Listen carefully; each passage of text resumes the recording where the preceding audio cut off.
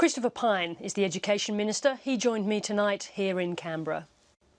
Christopher Pyne, welcome to 7:30. Thank you, Sarah. Now, the unity ticket that you had with Labor before the last election on education funding is now officially over.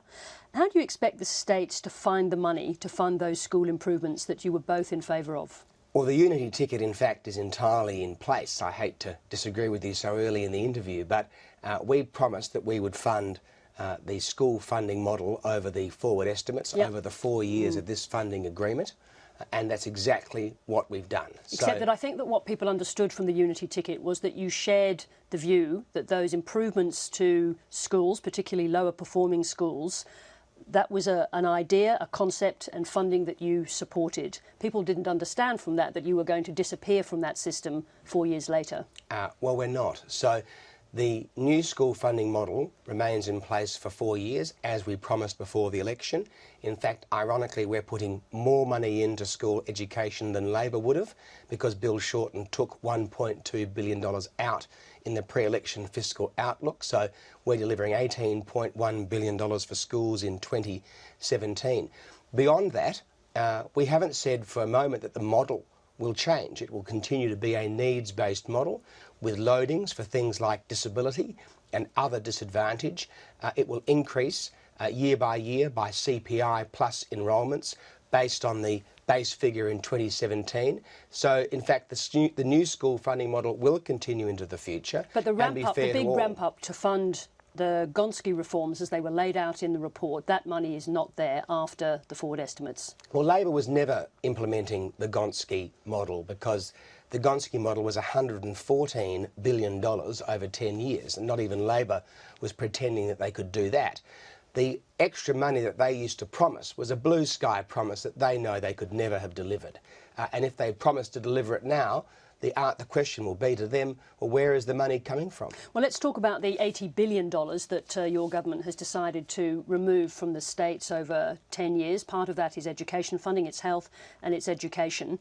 How do you think the states are going to replace that money without coming to you and asking for a raise in the GST? Well, Colin Barnett got it right today. He said that the states run public hospitals, the states run public schools. In the budget last night, their funding for the next 4 years was locked in place. We're talking about the $80 billion over 10 years. They Yes, say no treasurer. they can't afford to run those schools and those hospitals without that money. So what is it that you're trying to achieve by making such a large cut over the 10 years? We're not making that kind of cut because no state treasurer worth their salt would have banked their house on blue sky promises that the Labor Party put into the budget 10 years from now. Do you think that those state treasurers at the same time expected to see a Liberal government deliver them an $80 billion cut? Well, I think Colin Barnett got it right today. And what about the other premiers? Did they get it right as well? Colin Barnett is not complaining because Colin Barnett makes the both quite sensible point that the states should be responsible for their schools and for their hospitals,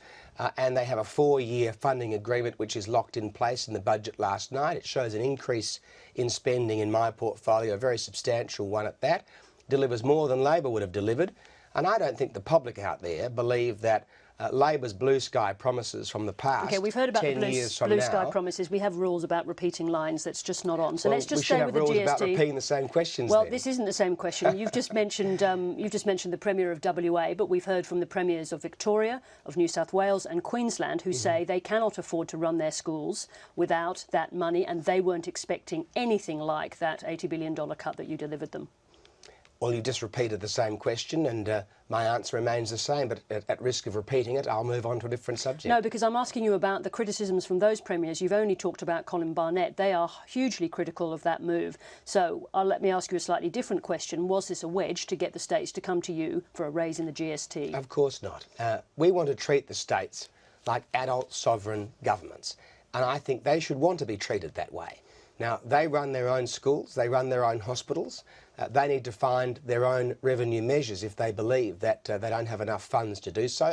What are you suggesting there? You're suggesting some income tax raises, as were suggested in the Commission of Audit, perhaps, for the states? No, I'm not suggesting that. It's entirely a matter for the states and territories because, Sarah, they're adult governments and they need to be treated like adult governments. But they don't have access to that sort of revenue. What are you actually saying there? I don't understand what form of revenue you think the states can get their hands on to make up that shortfall.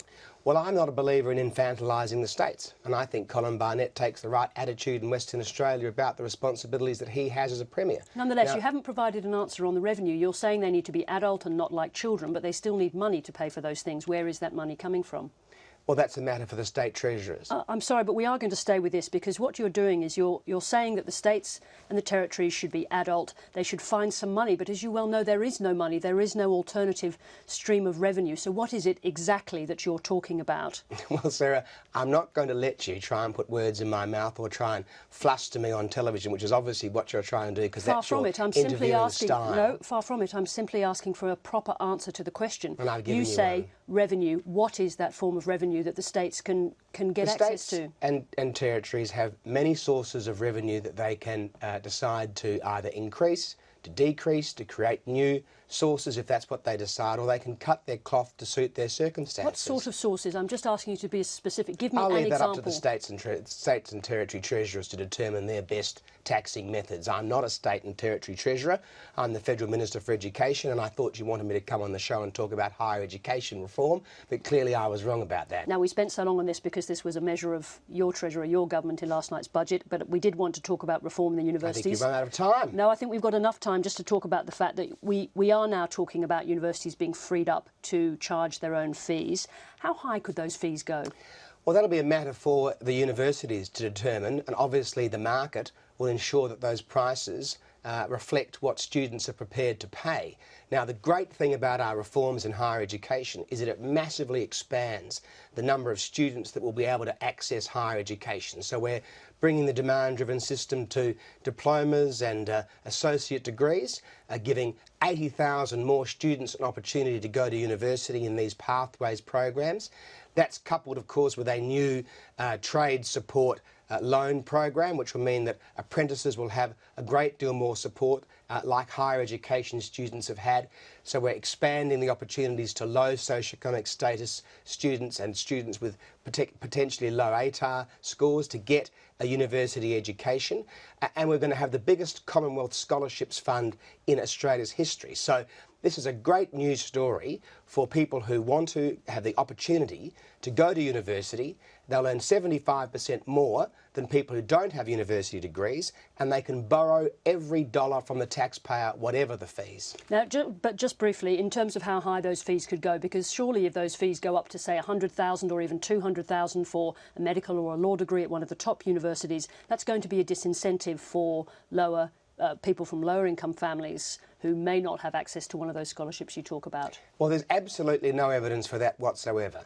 The evidence indicates that students don't like paying fees. They don't like having to borrow from the taxpayer and pay it back later when their income is over $50,000, but it does not deter them from going to university. In fact, we have record numbers of students at university. 577,000 students are doing higher education in Australia.